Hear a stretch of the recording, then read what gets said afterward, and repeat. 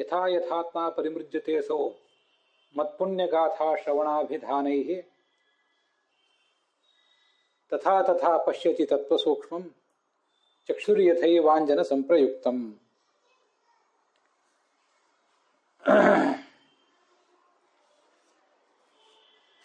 ಅದ್ಯ ಖಲು ಭಾಗವತ ಸಾರೋದ್ಧಾರೆ ಬಿಂಬೋಪಾಸಕ ಗುರುಪ್ರಾಪ್ತಿ ಪ್ರಕರಣಂ ನಾಮ ಪ್ರಕರಣಂ ಅನುವರ್ತ್ಯತೆ. ಪ್ರಕರಣೇಸ್ಮಿನ್ ಅತೀತೆ ಶ್ಲೋಕೆ ಭಗವತ್ಪದಾರವಿಂದಯೋಃ ಸ್ಮರಣರಹಿತ ಭಕ್ತಿ ಏವ ಅಭದ್ರಶಮನೆ ಕಾರಣಂ ಇತಿ ಅಭ್ಯಧಾಯಿ. ತಥಾ ಚ ಸಾಧಕಸ್ಯ ಇದಮೇವ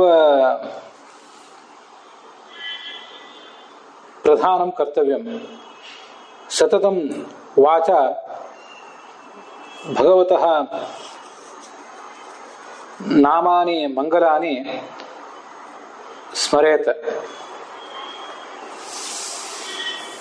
ಚಿತ್ತೇನ ಚ ತಸ್ಯೈವ ಮಂಗಲಾನಿ ರೂಪಾಣಿ ಚಿತ್ತಭಿತ್ತೌ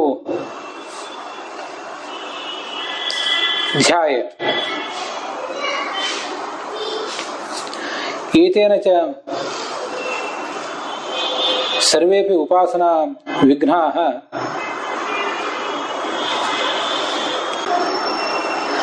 ಪರಾಕ್ರಿಯಂತೆ. ಅಪಿ ಚ ಸತ್ವಸ್ಯ ಅಂತಃಕರಣಸ್ಯ ಶುದ್ಧಿರಪಿ ಭವತಿ.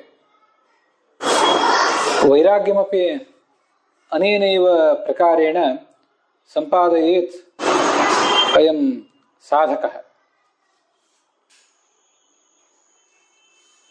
ಅಥ ಅಸ್ಮಿನ್ ದ್ವಾದಶೋತ್ತರೆ ದ್ವಿಶತತಮೇ ಶ್ಲೋಕೆ 212ನೇಯ ಶ್ಲೋಕದಲ್ಲಿ ಕೃಷ್ಣ ಅಂತಃಕರಣ ಶುದ್ಧಿ ಪ್ರಕಾರಮೇವ ವರ್ಣಯತಿ. ಯೋಯಂ ಸಾಧಕಃ ಮಮ ಪುಣ್ಯಾಃ ಕಥಾಃ ನಿರಂತರಂ ಕೀರ್ತಯಿತ್ವಾ ಕೀರ್ತಯಿತ್ವಾ ಕ್ರಮಶಃ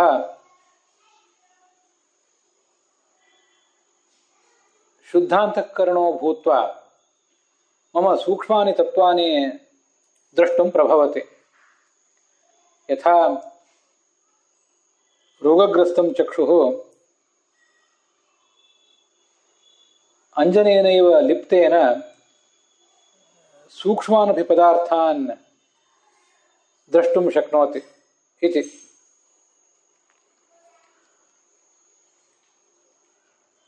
ಅಷ್ಟಮೀಂ ನಿರಾಚಷ್ಟೆ 8ನೇ ಪ್ರಶ್ನವನ್ನ ಈ ಶ್ಲೋಕದಲ್ಲಿ ನಾವೀಗ ನೋಡ್ತಾ ಇರುವಂತಹ ಶ್ಲೋಕದಲ್ಲಿ ಕೃಷ್ಣ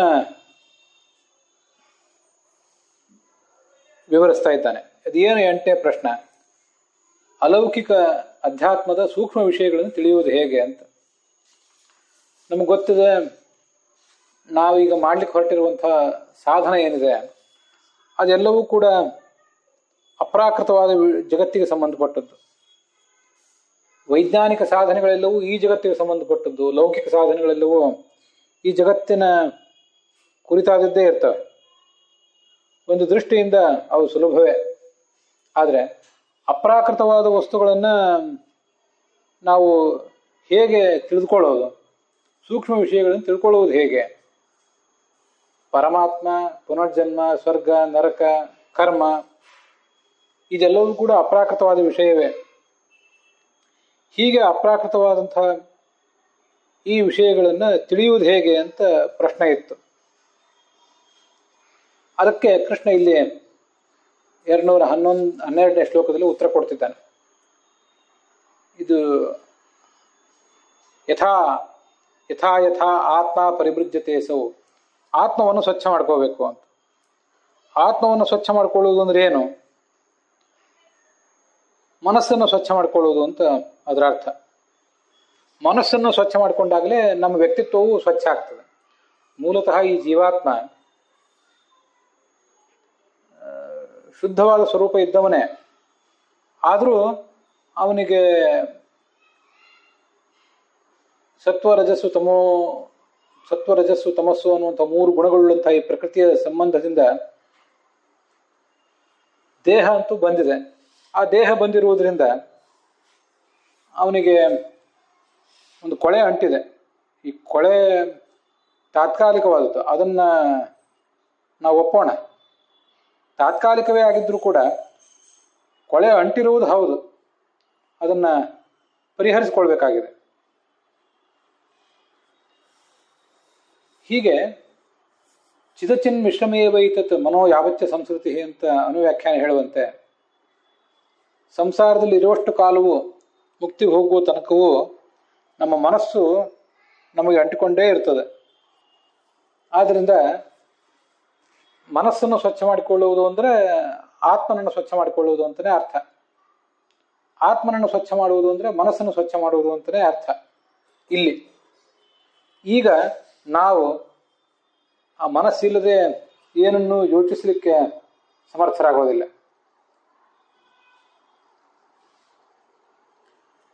ಅದಕ್ಕಾಗಿ ಆತ್ಮ ಅಂದರೆ ಮನಸ್ಸು ಅಂತನೂ ಅರ್ಥ ಇಟ್ಕೊಳ್ಳೋಣ, ಆತ್ಮ ಅಂತನೂ ಅರ್ಥ ಇಟ್ಕೊಳ್ಳೋಣ.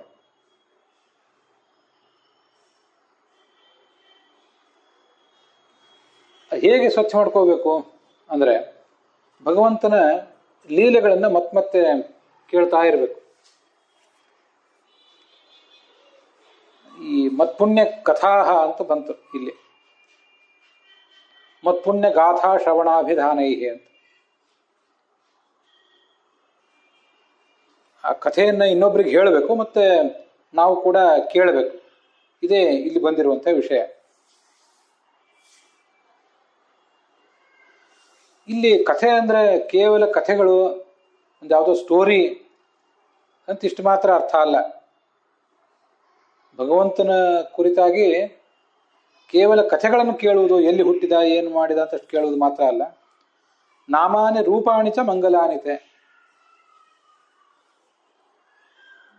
ಭಗವಂತನ ಕುರಿತಾಗಿ, ಭಾಗವತರ ಕುರಿತಾಗಿ ಸೂಕ್ಷ್ಮ ರಹಸ್ಯಗಳನ್ನು ತಿಳ್ಕೊಳ್ಳುವುದು ಕೂಡ ನಮ್ಮ ಕರ್ತವ್ಯವೇ. ಇದನ್ನೆಲ್ಲ ಮಾಡಿದಾಗಲೇ ಆ ಸಾಧಕ ಉನ್ನತಿಗೆ ಏರೋದು. ಅದಿಲ್ಲದೆ ಹೋದರೆ ಆತ ಉನ್ನತಿಗೆ ಇರಲಿಕ್ಕೆ ಸಮರ್ಥ ಆಗೋದಿಲ್ಲ. ಅದರಿಂದ ಕಥೆ ಅಂದರೆ ಕೇವಲ ಕಥೆ ಅಲ್ಲ, ಭಗವಂತನ ಒಟ್ಟಾರೆ ಮಹಿಮೆ, ಶಾಸ್ತ್ರೋಕ್ತವಾದ ಸಕಲ ಮಹಿಮೆಗಳು. ಯೇಷಾಂ ಗುಣಾನಾಂ ಜ್ಞಾನೇನ ಮುಕ್ತಿರುಕ್ತ ಪೃಥಕ್ ಪೃಥಕ್ ವೇದೇಶು ಚೇತಿಹಾಸೇಶು ಸಾತು ತೇಷಾಂ ಸಮುಚ್ಚಯಾತ್. ಮತ್ತೆ ಏವಂ ಶಮಾಧಿ ಸಂಪತ್ಯ, ಶಾಸ್ತ್ರಗಳಲ್ಲಿ ಬೇರೆ ಬೇರೆ ಕಡೆ ಅಲ್ಲಲ್ಲಿ ಹರಡಿ ಹೋಗಿರುವಂತೆ ವರ್ಣನೆ ಮಾಡಿದ್ದಾರೆ ಭಗವಂತನ ಮಹಿಮೆಗಳನ್ನು. ಆ ಎಲ್ಲ ಮಹಿಮೆಗಳನ್ನು ಕೂಡ ಸಾಧಕ ತಿಳ್ಕೊಳ್ಬೇಕು ಅಂತ ಅದರ ಅರ್ಥ. ವೇದಗಳಲ್ಲಿ ಮತ್ತೆ ಅಪೌರುಷೇಯವಾದ ಗ್ರಂಥಗಳಲ್ಲಿ ಮತ್ತು ಪೌರುಷೇಯವಾದ ಗ್ರಂಥಗಳಲ್ಲಿ ಎರಡೂ ಕಡೆಯೂ ಆ ಮಹಿಮೆ ಬಂದಿದೆ. ಅದನ್ನು ನೀವು ತಿಳ್ಕೊಳ್ಬೇಕು. ಹಾಗೆ ಶಮಾಧಿಗಳನ್ನು, ಇಂದ್ರಿಯ ನಿಗ್ರಹ ಮತ್ತೆ ಭಗವಂತನಲ್ಲಿ ಬುದ್ಧಿ, ಇದೆಲ್ಲವನ್ನೂ ಅವನು ಪಡ್ಕೋಬೇಕು ಅಂತ ಅದರ ತಾತ್ಪರ್ಯ.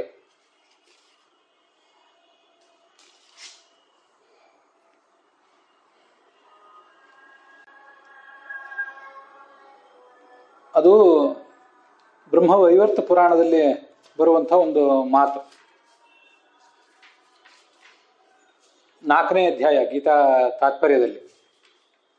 ಹಾಗೇನೆ 3ನೇ ಅಧ್ಯಾಯದಲ್ಲೂ ಅಂಥದ್ದೊಂದು ಮಾತು ಬರ್ತದೆ. ಅದು ಗರುಡ ಪುರಾಣದ್ದು.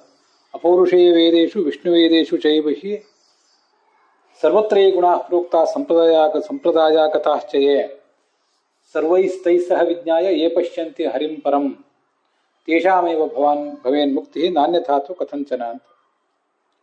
ಅಪೌರುಷೇಯವಾದಂಥ ವೇದಗಳಲ್ಲಿ, ಪೌರುಷೇಯವಾದಂತಹ ಶಾಸ್ತ್ರಗಳಲ್ಲಿ, ಇಲ್ಲಿ ಎಲ್ಲ ಕಡೆಯೂ ಕೂಡ ಏನು ಭಗವಂತನ ಮಹಿಮೆಗಳನ್ನು ವರ್ಣನೆ ಮಾಡಿದ್ದಾರೆ ಅವೆಲ್ಲವನ್ನೂ ತಿಳಿಬೇಕು. ಅದಷ್ಟೇ ಅಲ್ಲದೆ ಸಂಪ್ರದಾಯಾಗತಾಶ್ಚಯೇ, ಕೆಲವನ್ನು ಶಾಸ್ತ್ರದಲ್ಲಿ ಹೇಳಿರೋದಿಲ್ಲ, ಸಂಪ್ರದಾಯದಿಂದ ಮಾತ್ರ ಹೇಳಿರ್ತಾರೆ. ಸಂಪ್ರದಾಯವನ್ನು ಬಲ್ಲಂತಹ ಗುರುಗಳ ಮೂಲಕ ಅದನ್ನೆಲ್ಲ ತಿಳ್ಕೊಳ್ಬೇಕು. ಆ ಗುಣಗಳ ಪೂರಕವಾಗಿ ಭಗವಂತನನ್ನಾದಂಥ ಹರಿಯನ್ನು ತಿಳ್ಕೋಬೇಕು, ಅವರಿಗೆ ಮುಕ್ತಿ ಅಂತ ಬಂದಿದೆ. ಆದ್ದರಿಂದ ಕಥೆ ಅಂದರೆ ಕೇವಲ ಕಥೆ ಅಲ್ಲ, ಭಗವಂತನ ಶ್ರೇಷ್ಠತೆ,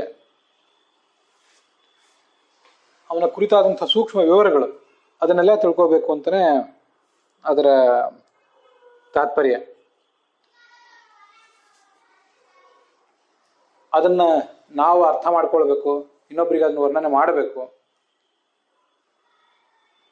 ಮುಖ್ಯವಾಗಿ ಕಾಮಕ್ರೋಧಗಳ ನಿವಾರಣೆ ಆಗಬೇಕು. ಇಂಥ ಒಂದು ಭಕ್ತಿಯಿಂದ ನಮ್ಮ ಮನಸ್ಸು ಸ್ವಚ್ಛ ಆಗ್ತದೆ. ಪರಿಮೃಜ್ಯತೆ ಯಥಾ ಯಥಾ ಪರಿಮೃಜ್ಯತೆ ಶೋಧ್ಯತೆ. ಹೀಗೆ ಶುದ್ಧ ಆದಾಗ ಆ ಸೂಕ್ಷ್ಮ ತತ್ವಗಳನ್ನು ಸಾಧಕನಾದವನು ಕಾಣ್ಲಿಕ್ಕೆ ಸಾಧ್ಯ ಅಂತ ತಾತ್ಪರ್ಯ ಆದರು. ನಾವು ಅದನ್ನು ಈ ಹಿಂದೆ ಅನೇಕ ಕಡೆ ನೋಡಿದ್ದೀವಿ, ಭಗವದ್ಗೀತಾ ಭಾಷ್ಯ ಮೊದಲಾದ ಕಡೆ. ಈ ಕಾಮ ಕ್ರೋಧ ಮೊದಲಾದದ್ದು ನಮ್ಮ ಮನಸ್ಸಿನಲ್ಲಿ ಒಂದು ವೇಳೆ ಇದ್ದರೆ, ಅದರಿಂದ ಈ ಸಾಧಕನಾದವನು ಆ ಕಾಮದ ಕಾರಣದಿಂದಾಗಿ, ಕಾಮದ ಆವರಣದ ಕಾರಣದಿಂದಾಗಿ ಸಾಧಕನಾದವನು ತನ್ನ ಮನಸ್ಸಿನಿಂದ ಭಗವಂತನನ್ನು ತಿಳ್ಕೊಳ್ಳಿಕ್ಕೆ ಸಮರ್ಥನಾಗೋದಿಲ್ಲ. ಅದಷ್ಟು ಪ್ರತಿಬಂಧಕವಾಗಿರ್ತದೆ ಅಂತ ಗೀತಾ ಭಾಷ್ಯದಲ್ಲಿ, ತಾತ್ಪರ್ಯದಲ್ಲಿ ವರ್ಣನೆ ಬಂದಿದೆ.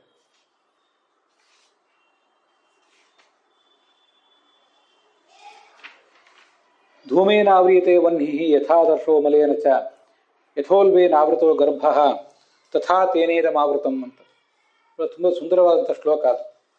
ಅದರ ಭಾಷ್ಯದಲ್ಲಿ ಆಚಾರ್ಯ ಒಂದು ಶ್ಲೋಕ ಹೇಳ್ತಾರೆ. ಜ್ಞಾನಸ್ಯ ಬ್ರಹ್ಮಣಶ್ಚಾಗ್ನೇಹೇ ಧೂಮೋ ಬುದ್ಧೇರ್ಮಲಂ ಯಥಾ ಆದರ್ಶಸ್ಯಾಥ ಜೀವಸ್ಯ ಗರ್ಭಸ್ಯೋಲ್ಬೋಹಿ ಕಾಮಕಃ ಅಂತ. ಅದನ್ನು ಆ ಗೀತಾದಲ್ಲಿ ಬಂದಿರುವಂತಹ ವಿಷಯವನ್ನು ಕೂಡ ನಾವಿಲ್ಲಿ ಅನುಸಂಧಾನ ಮಾಡ್ಕೊಳ್ಬೇಕು. ಕಾಮದ ಹಾವಳಿ ನಮ್ಮನ್ನು ಎಷ್ಟು ಪೀಡಿಸ್ತದೆ ಅಂತ ಅನ್ನೋದು ನಮ್ಗೆ ಗೊತ್ತಾಗಬೇಕು. ನಮ್ಮ ಎದುರಿಗಿನ ಯಜ್ಞಕುಂಡದಲ್ಲಿ ಬೆಂಕಿ ಇದೆ, ಬಳೆಯುವ ಬೆಂಕಿ ಇದೆ, ಆದರೆ ಸುತ್ತಲೂ ಹೊಗೆ ಇದೆ. ಆಗ ಒಂದು ವೇಳೆ ಹೊಗೆ ಇದ್ದರೆ ಆ ಬೆಂಕಿಯನ್ನು ಕಾಣ್ಲಿಕ್ಕೆ ಆಗೋದೇ ಇಲ್ಲ. ಅದರಂತೆ ನಮ್ಮಲ್ಲಿರುವ ಈ ಕಾಮ ಅಂತ ಅನ್ನೋದು ನಮ್ಮ ಒಳಹೊರಗೂ ಇರುವಂತಹ ಭಗವಂತನನ್ನ ಮುಚ್ಚಿ ಬಿಡ್ತದೆ. ಆದ್ರಿಂದ ಭಗವಂತನನ್ನು ತಿಳ್ಕೊಳ್ಳಿಕ್ಕೆ ನಮ್ಗೆ ಆಗೋದಿಲ್ಲ ಅಂತ ಮೊದಲು ಬರೋದು. ಜ್ಞಾನಸ್ಯ ಬ್ರಹ್ಮಣಶ್ಚ ಅಗ್ನೇಹ, ಬ್ರಹ್ಮಣ ಜ್ಞಾನಸ್ಯ ಈ ಕಾಮ ಅಂತ ಅನ್ನೋದು ಆವರಕ. ಅದು ಹೇಗೆ ಅಂದರೆ ಅಗ್ನಿಗೆ ಧೂಮ ಹೇಗೋ ಹಾಗೆ. ಇದನ್ನಿಲ್ಲಿ ಗಮನಿಸ್ಬೇಕು. ಅಗ್ನಿಯ ಸುತ್ತಲೂ ಧೂಮ ಇದ್ರೆ ಅದರಿಂದ ಅಗ್ನಿಗೇನು ತೊಂದರೆ ಆಗಿಲ್ಲ. ಅಗ್ನಿ ಉರಿಯೋದು ಉರಿತಾನೆ ಇದೆ, ಅದು ತೇಜಸ್ಸನ್ನೇನು ಕಳ್ಕೊಂಡಿಲ್ಲ, ಅದರ ಉಷ್ಣತೆಯೂ ಏನು ಕಡಿಮೆ ಆಗಿಲ್ಲ. ಅಗ್ನಿ ಉರಿಯೋದು ಉರಿದೇ ಉರಿತದೆ. ಪರಮಾತ್ಮ ಒಳಗೂ ಇದ್ದಾನೆ, ಹೊರಗೂ ಇದ್ದಾನೆ. ಅಂತರ್ಬಹಿಶ್ಚ ತತ್ಸರ್ವಂ ವ್ಯಾಪ್ಯ ನಾರಾಯಣ ಸ್ಥಿತಃ.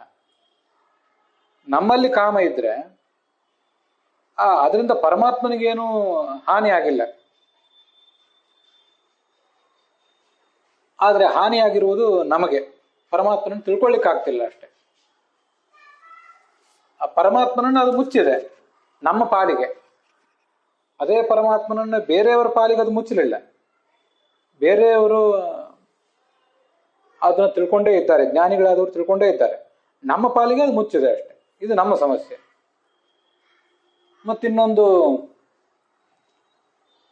ಬುದ್ಧೇ ಮಲಂ ಯಥಾ ತಥಾ ಆದರ್ಶಸ್ಯ. ಒಂದು ಕನ್ನಡಿ ನಮ್ಮ ಎದುರಿಗಿದೆ, ತುಂಬ ಬೆಲೆ ಬಾಳುವಂಥ ಕನ್ನಡಿ, ಅದೆಲ್ಲ ಸರಿ. ಆದರೆ ಆ ಕನ್ನಡಿಗೆ ಧೂಳು ಮೆತ್ತಿದ್ರೆ ನಮ್ಮ ಪ್ರತಿಬಿಂಬ ಆ ಕನ್ನಡಿಯಲ್ಲಿ ಕಾಣಿಸೋದೇ ಇಲ್ಲ. ಅದರಂತೆ ನಮ್ಮ ಬುದ್ಧಿಗೂ ಕೂಡ ಈ ಕಾಮ ಅನ್ನುವ ಧೂಳು ಮೆತ್ತಿದೆ. ಆ ಬುದ್ಧಿಯಿಂದ ನಾವು ಪರಮಾತ್ಮನನ್ನ ನೋಡ್ಲಿಕ್ಕಾಗೋದಿಲ್ಲ ಅಂತ ಹೀಗಾದರ ತಾತ್ಪರ್ಯ. ನಾವು ಮೊದಲು ನೋಡಬೇಕಾದದ್ದು ಬುದ್ಧಿಯಿಂದಲೇ, ನಮ್ಮ ಮನಸ್ಸಿನಿಂದಲೇ ಪರಮಾತ್ಮನನ್ನು ನೋಡಬೇಕು. ಶಾಸ್ತ್ರಗಳನ್ನು ಅಧ್ಯಯನ ಮಾಡ್ತಾ ಇದ್ದೀವಿ, ಮನನ ಮಾಡ್ತೀವಿ, ಧ್ಯಾನ ಮಾಡ್ತೀವಿ. ಶಾಸ್ತ್ರದ ಪರೋಕ್ಷವಾದಂತಹ ಜ್ಞಾನ ದೃಢ ಆಯಿತು. ಆ ದೃಢ ಆದ್ಮೇಲೆ ಮಾನಸಾಪರೋಕ್ಷವೇ ಮೊದಲಾಗೋದು. ಅದಾದ್ಮೇಲೆ ಆತ್ಮಾಪರೋಕ್ಷ ಆಗೋದು. ಮನಸ್ಸಿನ ಮೂಲಕ, ಮನಸ್ಸನ್ನು ನಿಮಿತ್ತವನ್ನಾಗಿ ಮಾಡಿಕೊಂಡು ಮೊದಲು ನಾವು ಪರಮಾತ್ಮನನ್ನ ನೋಡೋದು. ಅದಾದ್ಮೇಲೆ ಆ ಮನಸ್ಸಿನಿಂದ ಬಂದಂತಹ ಜ್ಞಾನವನ್ನ ಕಿತ್ತೊಗೆದು ನಮ್ಮ ಆತ್ಮದಿಂದಲೇ ಪರಮಾತ್ಮನನ್ನ ನೋಡುವಂಥ, ಆತ್ಮವನ್ನೇ ಉಪಕರಣವನ್ನಾಗಿ ಮಾಡಿಕೊಂಡು ಆ ಪರಮಾತ್ಮ ಜ್ಞಾನವನ್ನು ಪಡ್ಕೊಳ್ಳುವಂಥ ಪ್ರಯತ್ನ ಮುಂದಿದ್ದು. ಇದನ್ನೆಲ್ಲ ಹಿಂದೆ ನಾವು ಅನೇಕ ಕಡೆ ನೋಡಿದ್ದೇವೆ. ಆದ್ರಿಂದ ಆತ್ಮದಿಂದ ಪರಮಾತ್ಮನನ್ನು ನೋಡುವುದಕ್ಕೆ, ಪರಮಾತ್ಮನ ಸಾಕ್ಷಾತ್ಕಾರವನ್ನು ಆತ್ಮನಿಂದ ಪಡ್ಕೊಳ್ಳಿಕ್ಕೆ, ಪರಮಾತ್ಮನ ಸಾಕ್ಷಾತ್ಕಾರವನ್ನು ಮನಸ್ಸಿನಿಂದ ಪಡ್ಕೊಳ್ಳುವುದು ಅನ್ನೋದೊಂದು ಮೆಟ್ಟಿಲು. ಮೊದಲನೇ ಮೆಟ್ಟಲನ್ನೇ ಏರಿದವನು ಎರಡನೇ ಮೆಟ್ಟಲನ್ನು ಹೇಗೆ ಏರ್ತಾನೆ? ಅದಕ್ಕಾಗಿ ಮನಸ್ಸಿಗೆ ಆ ಒಂದು ಕೆಪಾಸಿಟಿ ಬೇಕಾಗ್ತದೆ. ಮನಸ್ಸಿನ ಕೆಪಾಸಿಟಿಯನ್ನೇ, ಮನಸ್ಸಿನ ಶಕ್ತಿಯನ್ನೇ ಈ ಕಾಮ ಮತ್ತು ಕ್ರೋಧಗಳು ಮುಚ್ಚಿ ಹಾಕ್ತವೆ. ಆವಾಗ ಅದಕ್ಕೆ ಪರಮಾತ್ಮನನ್ನು ನೋಡುವಂಥ ಶಕ್ತಿ ಇದೆ. ತಾತ್ಕಾಲಿಕವಾಗಿದ್ರೂ ಪರಮಾತ್ಮನ ತೋರಿಸುವಂಥ ಶಕ್ತಿ ಅದಕ್ಕಿದೆ. ಆದ್ರೆ ಆ ಶಕ್ತಿ ಮುಚ್ಚಿ ಹೋಗ್ತದೆ ಅಂತ ಈಗ ಅರ್ಥ. ಮುಂದಿಂದು ಆ ಕಾಮ ಪರಮಾತ್ಮನನ್ನು ಮುಚ್ಚುತ್ತದೆ ಅಂತ ಒಂದು, ಪರಮಾತ್ಮನನ್ನು ತೋರಿಸ್ಬೇಕಾದಂತಹ ಕನ್ನಡಿ ಅಂತಿರುವಂಥ ಶಾಸ್ತ್ರ ನಮ್ಮ ಮನಸ್ಸನ್ನು ಮುಚ್ಚುತ್ತದೆ ಅಂತ ಇನ್ನೊಂದು, ಮತ್ತು ನಮ್ಮನ್ನೇ ಅದು ಕವಿದು ಬಿಡ್ತದೆ ಅಂತ ಮೂರನೇದ್ದು. ಯಥಾ ಗರ್ಭಸ್ಯ ಉಲ್ಭಃ ಈ ಕಾಮಕಃ ಅಂತ. ಜೀವನಿಗೆ ಕಾಮಕ್ರೋಧಗಳು ಇಡೀ ಜೀವನನ್ನೇ ಕವಿದು ಬಿಡ್ತವೆ, ಸುತ್ತಲೂ ಎಲ್ಲ ಕಡೆ. ಅದು ಹೇಗೆ ಕವಿದು ಬಿಡ್ತವೆ ಅಂದ್ರೆ, ಗರ್ಭಸ್ಥ ಶಿಶು ಒಂದಿದೆ, ಅದು ಇರುವುದು ಗರ್ಭದ ಒಳಗಿದೆ. ಆ ಗರ್ಭವೇ ಆ ಶಿಶುವನ್ನ ಪೂರ್ತಿ ಕವಿದು ಬಿಟ್ಟಿದೆ. ಆ ಶಿಶುವಿಗೆ ಆ ಗರ್ಭವನ್ನು ಬಿಟ್ಟು ಹೊರಗೆ ಬರ್ಲಿಕ್ಕೆ ಆಗೋದಿಲ್ಲ. 9 ತಿಂಗಳ ಕಾಲ ಅದು ಅಲ್ಲಿ ಅನಿವಾರ್ಯವಾಗಿ, ಅದಕ್ಕೆ ಅಪೇಕ್ಷೆ ಇಲ್ಲದೆ ಹೋದ್ರೂ ಕೂಡ ಚಡಪಡಿಸ್ಕೊಂಡು ಅದು ಅಲ್ಲೇ ಇರಬೇಕು, ಬೇರೆ ಮಾರ್ಗವೇ ಇಲ್ಲ ಅದಕ್ಕೆ. ಇದು ಆ ಜೀವದ ಸ್ಥಿತಿ. ಹಾಗೆ ಇಲ್ಲಿ 3 ಸಂಗತಿಗಳು ಒಟ್ಟು. ತಿಳಿಯಬೇಕಾದ ಜೀವ, ತಿಳಿಯಲಿಕ್ಕೆ ಕರ್ತೃವಾದ ಜೀವ, ಯಜಮಾನನಾದ ಜೀವ, ಕರ್ತೃವಾದ ಜೀವ, ಅವನಿಗೆ ಪರಮಾತ್ಮನ ಸಾಕ್ಷಾತ್ಕಾರವನ್ನು ಕೊಡುವಂತಹ ಮನಸ್ಸು, ತಿಳಿಯಲ್ಪಡಬೇಕಾದಂತಹ ಪರಮಾತ್ಮ. ಇವಿಷ್ಟು 3 ಸಂಗತಿಗಳಿವೆ. ಆ 3ಕ್ಕೂ ಇದು ಪ್ರತಿಬಂಧಕ, ಈ ಕಾಮ ಮತ್ತು ಕ್ರೋಧ ಅಂತ ಅನ್ನೋದು ಅಲ್ಲಿ ಭಗವದ್ಗೀತಾದಲ್ಲಿ ಬಂದಿರೋದು. ಆವೃತಂ ಜ್ಞಾನಮೇತೇನ ಜ್ಞಾನಿನೋ ನಿತ್ಯ ವೈರಿಣ. ನಿತ್ಯ ದೊಡ್ಡ ವೈರಿ ಇದು ಈ ಕಾಮ ಅಂತ ಅನ್ನೋದು. ಅದು ಇರುವುದೆಲ್ಲಿ? ಭಗವದ್ಗೀತೆ ಅದನ್ನು ಹೇಳ್ತದೆ. ಅದು ಇರುವುದು ಇಂದ್ರಿಯಾಣಿ ಮನೋಬುದ್ಧಿ ಅಸ್ಯಾಧಿಷ್ಠಾನ ಮುಚ್ಯತೆ ಏತೇರ್ ವಿಮೋಹಯತ್ಯೇಷಃ ಜ್ಞಾನಮಾವೃತ್ತಿ ದೇಹಿನಂ. ನಮ್ಮ ಇಡೀ ಶರೀರದಲ್ಲಿ, ಮುಖ್ಯವಾಗಿ ಇಂದ್ರಿಯಗಳಲ್ಲಿ, ಮನಸ್ಸಿನಲ್ಲಿ, ಬುದ್ಧಿಯಲ್ಲಿ ಈ ಕಾಮಕ್ರೋಧಗಳು ಇರ್ತವೆ. ಮನಸ್ಸು ಅನೇಕ ಮಾರ್ಗಗಳನ್ನು, ಆಯ್ಕೆಗಳನ್ನು ನಮ್ಮ ಎದುರುಗಿಡ್ತದೆ. ಆ ಆಯ್ಕೆಗಳಲ್ಲಿ ಒಂದನ್ನ ತೀರ್ಮಾನ ಯಾವುದು ಮಾಡ್ತದಲ್ಲ ಅದನ್ನ ಬುದ್ಧಿ ಅಂತ ಹೇಳ್ತಾರೆ. ಹೀಗೆ ನಮಗೆ ಜ್ಞಾನವನ್ನು ಕೊಡುವಂತಹ 5 ಇಂದ್ರಿಯಗಳನ್ನು ಕವಿತದೆ ಈ ಕಾಮ. ಆ ಹೊರಗಿನ ವಸ್ತುಗಳ ಜ್ಞಾನ ಬಂದ ಮೇಲೆ ಕೆಲವು ಆಯ್ಕೆಗಳನ್ನು ನಮ್ಮ ಮುಂದೆ ಇಡಬೇಕಲ್ಲ ಮನಸ್ಸು, ಅಂತ ಮನಸ್ಸನ್ನು ಕವಿತದೆ. ತೀರ್ಮಾನ ಮಾಡಬೇಕಾದಂತಹ ಬುದ್ಧಿಯನ್ನು ಕವಿದು ಬಿಡ್ತದೆ. ಹಾಗಾದ್ರೆ ಇನ್ನು ಮಾಡುವುದೇನು ಜೀವ? ಜೀವನನ್ನು ಮುತ್ತಿದ ಕಾಮ ಆ ಜೀವನಿಗೆ ಬುದ್ಧಿಯನ್ನು ಕೊಡಬೇಕಾದಂಥ, ಜೀವನಿಗೆ ಜ್ಞಾನವನ್ನು ಕೊಡಬೇಕಾದಂಥ ಮನಸ್ಸನ್ನು ಮುತ್ತಿದೆ. ಯಾವ ಪರಮಾತ್ಮನ ಬಗ್ಗೆ ನಾವು ತಿಳ್ಕೋಬೇಕಾಗಿದೆಯೋ ಅಂತ ಪರಮಾತ್ಮನನ್ನು ಮುತ್ತಿದೆ ನಮ್ಮ ಪಾಲಿಗೆ ಈ ಕಾಮ. ಹಾಗಿದ್ಮೇಲೆ ನಾವು ಮಾಡುವುದೇನು ಅನ್ನೋ ಪರಿಸ್ಥಿತಿ ಜೀವನಿಗೆ ಬರ್ತದೆ. ಅದನ್ನು ಭಗವದ್ಗೀತಾದ 3ನೇ ಅಧ್ಯಾಯದ ಭಾಷ್ಯ ಇತ್ಯಾದಿ ಕಡೆಗೆ ವರ್ಣನೆ ಮಾಡಿದ್ದಾರೆ. ಅಷ್ಟು ಪ್ರಬಲವಾದದ್ದು ಈ ಕಾಮ. ಕಾಠಕ ಭಾಷ್ಯನೂ ಕೂಡ, ಕಾಠಕೋಪನಿಷತ್ತು ಕೂಡ ಅದನ್ನು ಹೇಳ್ತದೆ. ಏಷ ಸರ್ವೇಷು ಭೂತೇಷು ಗೂಢೋತ್ಮಾನ ಪ್ರಕಾಶತೆ ದೃಶ್ಯತೆ ತ್ವಗ್ರೇಯ ಬುದ್ಧಿಯ ಸೂಕ್ಷ್ಮಯ ಸೂಕ್ಷ್ಮದರ್ಶಿಭಿ ಅಂತ. ಈ ಪರಮಾತ್ಮ ಎಲ್ಲಿದ್ದಾನೆ ಅಂತ ಹೇಳಿದ್ರೆ, ಸರ್ವೇಷು ಭೂತೇಷು ಜಡ ಚೇತನ ಎಲ್ಲ ಕಡೆಯೂ ಕೂಡ, ನಿಮ್ಮೊಳಗೆ, ಹೊರಗೆ, ಆ ಇನ್ನೊಬ್ಬರೊಳಗೆ, ಅವ್ರ ಹೊರಗೆ, ಹೀಗೆ ಎಲ್ಲ ಜಡಚೇತನಗಳಲ್ಲೂ ಒಳಗೂ ಹೊರಗೂ ಪರಮಾತ್ಮ ಇದ್ದಾನೆ. ಗೂಢರೂಪನಾಗಿದ್ದಾನೆ. ಆತ್ಮ ನ ಪ್ರಕಾಶತೆ, ಆದ್ರೆ ಆ ಪರಮಾತ್ಮ ನಮಗೆ ಕಾಣಿಸ್ತಾ ಇಲ್ಲ. ಕಾಣಿಸೋದು ಹೇಗೆ ಅಂದ್ರೆ ದೃಶ್ಯತೆಯತು ಅಗ್ರೇಯ ಬುದ್ಧ ಸೂಕ್ಷ್ಮಯ ಸೂಕ್ಷ್ಮದರ್ಶಿಭಿ. ಸೂಕ್ಷ್ಮದರ್ಶಿಗಳಾದಂತಹ ಜ್ಞಾನಿಗಳು ಆ ಪರಮಾತ್ಮನನ್ನ ಕಾಣಲಿಕ್ಕೆ ಸಮರ್ಥರಾಗ್ತಾರೆ ಅಂತ ಕಾಠಕೋಪನಿಷತ್ತು ವರ್ಣನೆ ಮಾಡ್ತದೆ. ಅಗ್ರ್ಯವಾದ ಬುದ್ಧಿ, ಶ್ರೇಷ್ಠವಾದ ಬುದ್ಧಿ ಮತ್ತು ತುಂಬಾ ತೀಕ್ಷ್ಣವಾದಂತಹ ಬುದ್ಧಿಗೆ ಮಾತ್ರ ಆ ಪರಮಾತ್ಮನನ್ನ ತಿಳಿಯಲಿಕ್ಕೆ ಸಾಧ್ಯ ಆಗ್ತದೆ. ಅಗ್ರ್ಯ ಬುದ್ಧಿ ಅಂದ್ರೆ ಶ್ರವಣ, ಮನನ, ಧ್ಯಾನ, ಈ ಮೂರನ್ನು ಚೆನ್ನಾಗಿ ಸಾಧಿಸಿಕೊಂಡ ಬುದ್ಧಿಗೆ ಅಗ್ರ್ಯ ಬುದ್ಧಿ ಅಂತಾರೆ.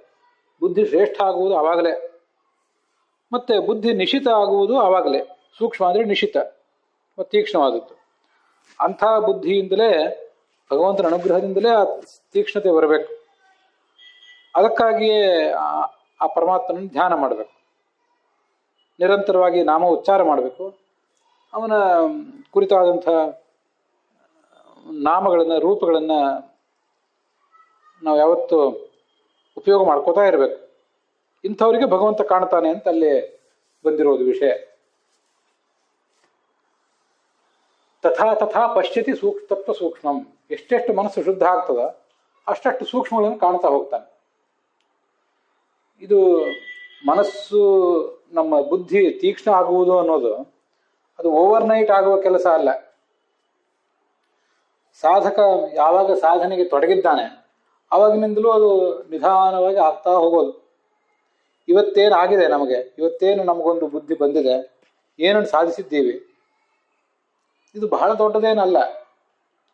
ನಮ್ಗಿಂತ ಬಹಳ ದೊಡ್ಡ ದೊಡ್ಡ ಜ್ಞಾನಿಗಳಿದ್ದಾರೆ. ಆದರೆ ತುಂಬ ಕ್ಷುಲ್ಲಕವಾದದ್ದು ಇದೇನಲ್ಲ, ನಗಣ್ಯವಾದದ್ದು ಅಲ್ಲ.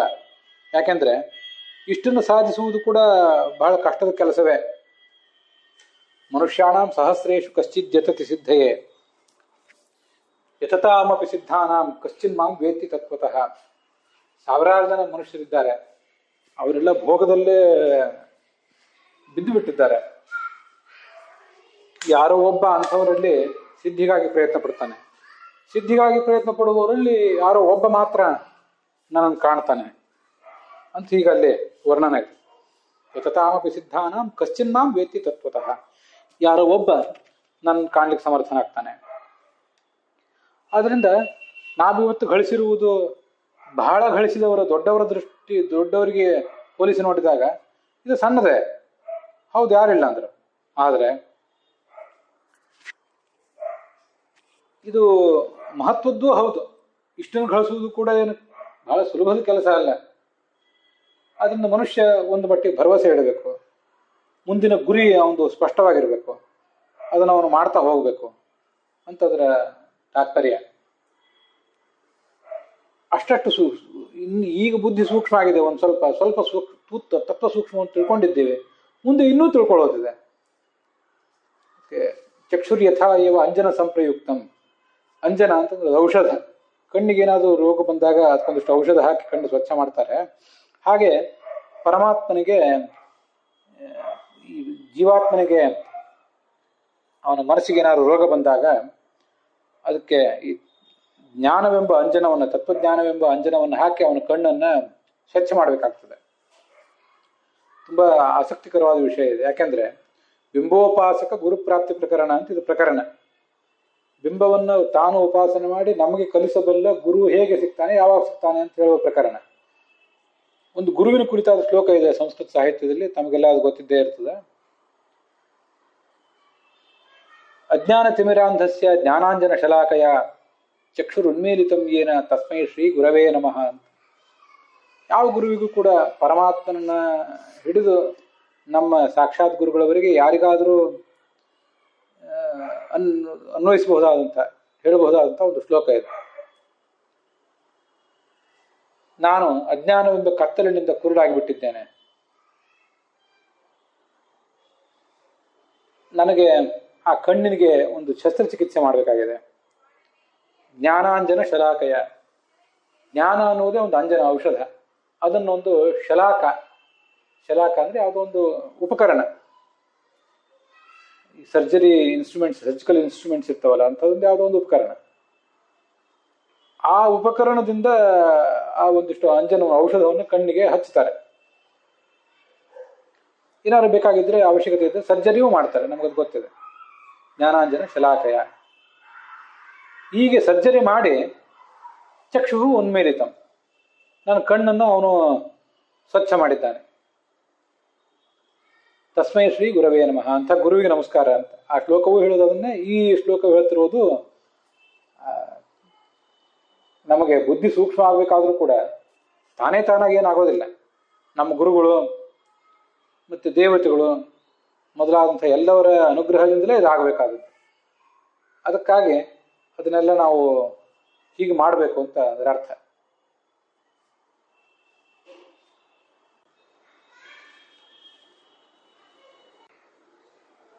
ವಿಷ್ಣು ತೀರ್ಥರು ಹೇಳ್ತಾರೆ, ಅತ್ರ ಅಧ್ಯಾತ್ಮ ವಿಷಯ ಜ್ಞಾತವ್ಯಾ ವಿಶೇಷಾ ದ್ವಿವಿಧಾ ಶಿಷ್ಯಸ್ಯ ಬುದ್ಧೈವ ಪ್ರತಿಭಾಬಲೇನ ಮನಃಶುದ್ಧಿ ಸಚಿವೇನ ಉತ್ಪ್ರೇಕ್ಷ್ಯ ಜ್ಞಾತುಂ ಶಕ್ಯಾಃ ಅಶಕ್ಯಾಶ್ಚೇತಿ ತತ್ರ ಆದ್ಯಾನಾಮೇವ ಅತ್ರ ಅವಗಮಃ ಇತಿ ತದ್ವಿಷಯಿಣ್ಯ ಏವ ಅಷ್ಟಮ್ಯಾಃ ಪರಿಹಾರಃ ದ್ವಿತೀಯಾನಾಂ ತು ಗುರೂಪದೇಶೇನೈವ ಇತಿ ದ್ವಿತೀಯಾಃ ವಿಷಯಿಣ್ಯಾಃ ತೇನೈವ ಪರಿಹಾರಃ ಇತಿ ವಿಶೇಷೋ ಜ್ಞೇಯಃ. ನಾವು ಅಧ್ಯಾತ್ಮದಲ್ಲಿ ತಿಳ್ಕೊಳ್ಬೇಕಾದ ಸಂಗತಿಗಳು ಎರಡು. ಮನಸ್ಸು ಸ್ವಚ್ಛ ಆದಾಗ ಸಾಧಕ ತನ್ನ ಬುದ್ಧಿಯಿಂದ ತನ್ನ ಪ್ರತಿಭೆಯಿಂದ ಊಹೆ ಮಾಡಿ ಕೆಲವು ವಿಷಯಗಳನ್ನು ತಿಳ್ಕೊಳ್ಳಿಕ್ಕೆ ಸಾಧ್ಯ ಆಗ್ತದಂತೆ. ಅದನ್ನು ನಿರಂತರವಾಗಿ ತಾನೇ ಅಧ್ಯಯನ ಮಾಡೋದು, ಮನನ ಮಾಡೋದು, ಮತ್ತು ಪ್ರವಚನ ಮಾಡೋದು, ಧ್ಯಾನ ಮಾಡೋದು ಇತ್ಯಾದಿಗಳನ್ನು ಮಾಡಿದಾಗ ಇದೆಲ್ಲ ಸಾಧ್ಯ ಆಗ್ತದೆ. ಇನ್ನು ಕೆಲವು ಅಂಶಗಳನ್ನು ತಾನೇ ಊಹೆ ಮಾಡಿ ತಿಳ್ಕೊಳ್ಳಿಕ್ಕೆ ಆಗೋದಿಲ್ಲ, ಗುರುಪದೇಶ ಬೇಕಾಗ್ತದೆ. ಗುರುಪದೇಶದಿಂದ ಅದನ್ನು ತಿಳಿದೇ ಉಪಾಸನೆ ಮಾಡಬೇಕಾಗ್ತದೆ. ಹೀಗೆ ಆ ಎರಡೂ ಸೂಕ್ಷ್ಮಗಳನ್ನು ಕೂಡ ಇಲ್ಲಿ ಹೇಳಿದ್ದಾನೆ. 8ನೇ ಸಮಸ್ಯೆ ಅದು. ಏನು 8ನೇ ಸಮಸ್ಯೆ? ಸೂಕ್ಷ್ಮ ವಿಷಯಗಳನ್ನು ತಿಳಿಯೋದು ಹೇಗೆ ಅಂತ. ಕೆಲವನ್ನ ನೀನೇ ತಿಳಿ, ನಿನ್ನ ಪ್ರಯತ್ನದಿಂದ ತಿಳಿ, ಕೆಲವನ್ನ ಗುರುವಿನ ಉಪದೇಶದ ಮೂಲಕ ತಿಳಿ ಅಂತ. ಅದು ಅನುವ್ಯಾಖ್ಯಾನ ಮೊದಲಾದ ಗ್ರಂಥಗಳಲ್ಲಿ ವರ್ಣನೆ ಮಾಡಿದ್ದಾರೆ.